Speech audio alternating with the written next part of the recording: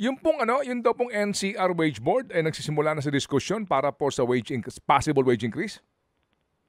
Tama ka dyan, Red. At nagsimula na, kasi natatandaan mo yung pong direktiba ng ating Pangulo na 60 days prior to the anniversary date ng pinakahuling wage order, dapat ay gumugulong na ang proseso. Nagsimula na po sila kasi ang 60 days po ay pumatak no May 16. Actually, May 15 or May 16, Ted.